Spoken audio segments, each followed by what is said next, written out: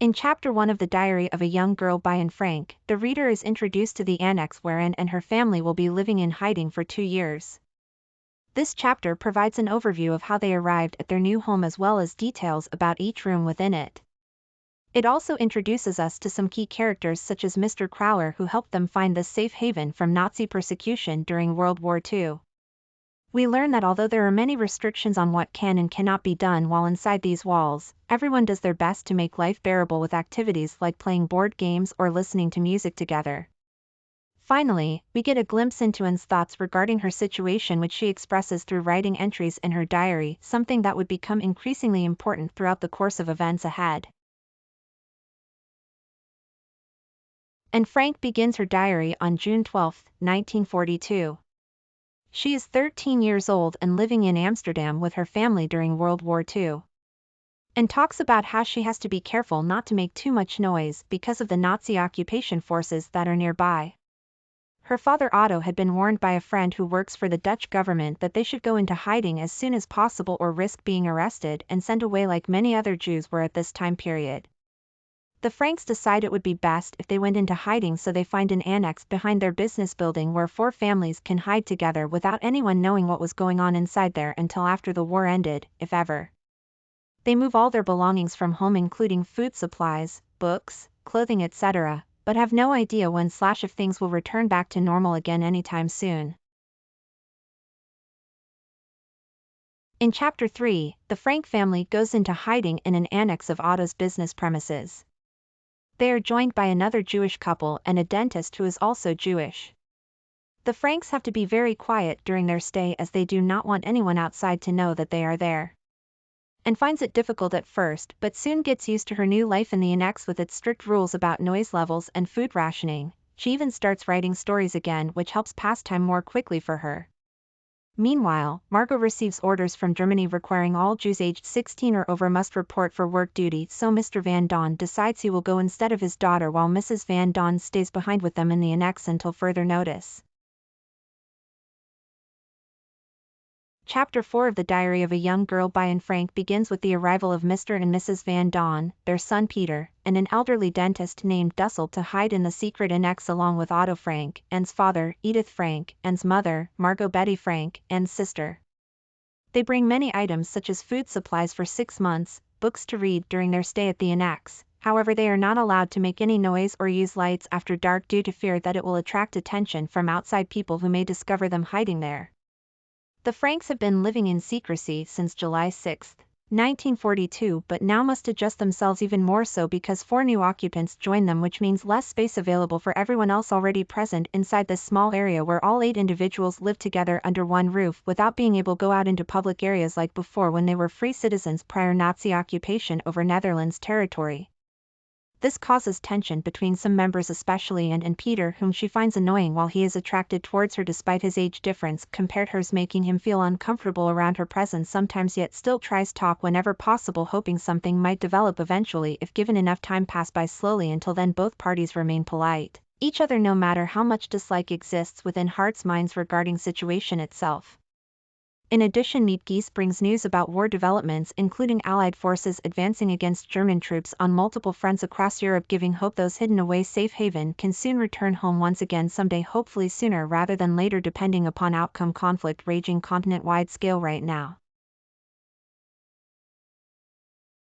In Chapter 5, Anne Frank and her family are forced to move into the annex with another Jewish couple. The Franks have been living in hiding for 2 months when they receive a call from Mr. Kugler informing them that their helpers will be bringing someone else to stay with them, Peter Van Dawn and his parents, Herman and Auguste Van Dawn. At first, everyone is uncomfortable around each other due to different personalities. However, over time they all become more comfortable as one big family unit of 8 people sharing limited space together while trying not get caught by Nazi soldiers searching through Amsterdam looking for Jews in hiding places like theirs. Everyone has an assigned job such as cleaning or cooking, which helps keep things running smoothly despite being cramped up inside the small annex apartment day after day without any fresh air or sunlight coming in from outside windows, since it was too dangerous at this point during World War II. In addition, there were also strict rules about noise levels, so no one would hear anything suspicious going on upstairs where Nazis could potentially find out who was staying hidden away if anyone made even slightest sound above normal level. despite these challenges, and finds solace writing down her thoughts every night before bedtime, something she had done ever since receiving diary gift few years prior, which eventually became famous book known today, The Diary of a Young Girl. In Chapter 6, Anne and her family settle into their new home in the annex. They are joined by Mr. Dussel, who moves into Peter's room with him. This causes tension between them as they struggle to adjust to living together in such close quarters. The Franks also have a cat named Muschi, which helps keep away mice from the food supplies stored there. Despite being cramped for space, everyone is able to find ways of occupying themselves during their time indoors. Margot reads books while Otto works on his business correspondence. Edith sews clothes for herself and others. Meep brings news from outside world when she visits every day or so, and writes stories about life inside the annex that eventually become part of her diary entries later on down line. The group has regular meals together but must be careful not to make too much noise, lest it alert anyone passing by below that something suspicious might be going on upstairs at 263 Prinsengracht Street. In Chapter 7, Anne's relationship with Peter continues to develop. She is increasingly aware of her feelings for him and finds herself daydreaming about their future together. However, she also worries that he may not feel the same way as she does or be interested in a serious relationship at all. Despite this fear, they continue to spend time together talking and playing games like checkers, which helps them get closer emotionally even if nothing else happens between them yet. They both share an interest in nature, which leads to some interesting conversations on topics such as plants and animals when they are out walking around the area near where they live during free time from work duties inside the annex walls. Anne's relationship with her mother is strained and difficult. She often finds herself in disagreement with Edith, who she believes to be too strict and overbearing at times, and also feels that her mother does not understand or appreciate the changes she has gone through since entering puberty. This leads to frequent arguments between them about topics such as clothing, makeup, boys, etc.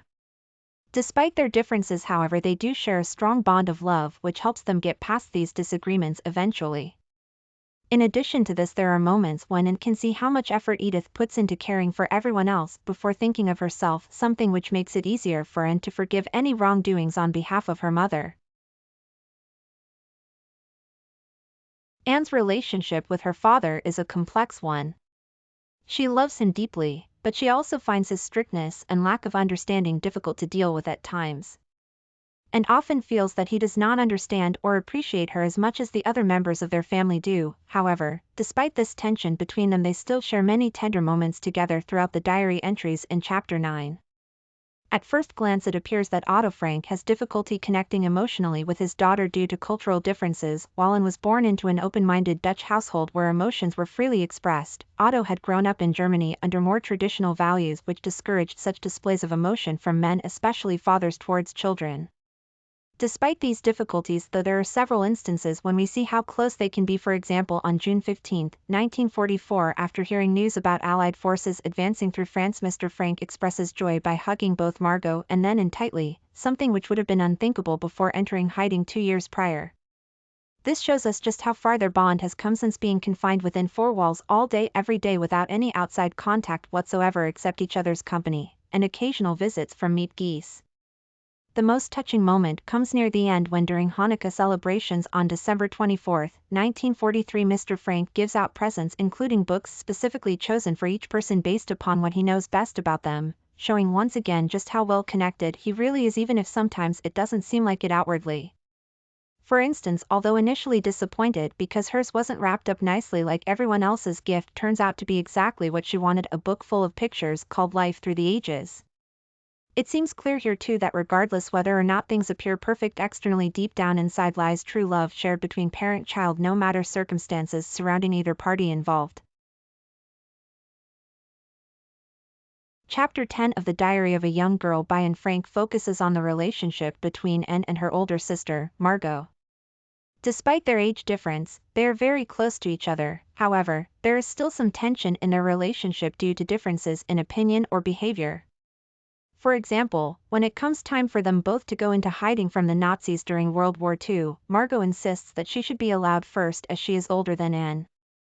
This causes an argument between them but eventually leads to reconciliation after Mrs. Van Dawn intervenes and reminds them how important family unity is at this difficult time. Additionally, throughout Chapter 10 we see examples of sibling rivalries, such as when one gets more attention than another, or if someone does something better, which can lead further arguments amongst siblings like with any normal brother/sister dynamic, although these moments do not last long either before being resolved again through understanding and love towards each other's feelings. Anne's relationship with Mr. Dussel is strained from the start, as he moves into her room and takes over many of Anne's possessions without asking permission first. She finds him to be a very strict person who follows rules closely and does not like it when she breaks them or speaks out against his decisions. He also has different opinions on how things should be done in the secret annex than what Anne believes. For example, he thinks that everyone should keep quiet during certain times while Anne wants more freedom to talk whenever they want. Despite their differences, however, both are able to find common ground by talking about books and music, which helps ease some of the tension between them throughout their stay together in hiding.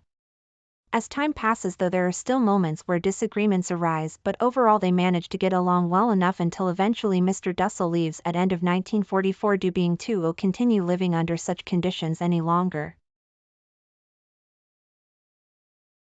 At first, Anne and Mrs. Van Dawn do not get along very well due to their different personalities. However, as time passes they begin to understand each other better. Despite the fact that there are still some disagreements between them from time to time, overall their relationship is quite good now. They often talk about various topics such as fashion or food, which helps them bond more with one another. In addition, both of them have a mutual respect for each other's opinions even if they don't always agree on everything all the time. This shows how much trust has been built up in their friendship over these past few months living together and hiding away from Nazi persecution during World War II era Holland. Anne's relationship with Mr. Van Dawn is a complicated one, as she often finds herself in the middle of arguments between him and his wife Petronella. Anne has mixed feelings about her father's business partner. On one hand, he can be kind to her at times, but on the other hand he also tends to criticize or belittle people around him. She notes that while Mrs. Van Dawn may not always agree with what Mr. Van Dawn says, she still respects him for being an authority figure within their group dynamic and never speaks out against it publicly, something which Anne admires greatly despite feeling uncomfortable when they are together due to his tendency towards sarcasm or criticism directed at others, including herself occasionally too. Despite this, however, there have been moments where both parties were able to connect over shared interests such as music appreciation, so overall their relationship remains somewhat strained yet cordial enough most days. Chapter 14 of The Diary of a Young Girl by Anne Frank focuses on the relationship between Anne and her helpers. She is grateful for their help, but she also finds it difficult to trust them completely due to fear that they may betray her family's hiding place. Despite this difficulty in trusting others, she still appreciates all the assistance given by Meat Geese and B.P. Vosquigel, who bring food supplies as well as news from outside world into the secret annex where they are living in hiding. In addition, Mr. Kugler provides financial support while Jan Geese helps with errands such as getting books or newspapers for everyone inside annex, which makes life more bearable during these hard times when Jews were persecuted throughout Europe under Nazi rule. Finally, despite initial difficulties in trusting each other fully, over time both sides develop strong bond based on mutual respect and appreciation, leading towards friendship among those involved, something which gives hope even amidst darkness surrounding them at present moment. In Chapter 15, Anne talks about her relationship with the outside world. She is aware of what's going on in the war and how it affects those around them. Despite being confined to a small space for so long, she still feels connected to people beyond their walls through books and newspapers that they receive from Meat Geese or other helpers who come by occasionally. The news brings hope but also sadness as Anne learns more about all of the suffering caused by Nazi Germany's actions throughout Europe. However, this knowledge only strengthens her resolve not to give up despite their difficult circumstances. Additionally, while there are moments when she can feel isolated due to lack of contact with anyone else besides family members living within these four walls, such as during Hanukkah celebrations where no one was able to join them, overall and remains optimistic because even though they may be cut off physically from society at large doesn't mean that emotionally or spiritually they have been forgotten entirely either. In Chapter 16, Anne reflects on her relationship with God. She believes that she has a special connection to him and is comforted by the thought of being able to talk directly to him in prayer. Despite this strong bond, however, and struggles with doubts about whether or not he truly exists, and if so why he allows such suffering in the world around her.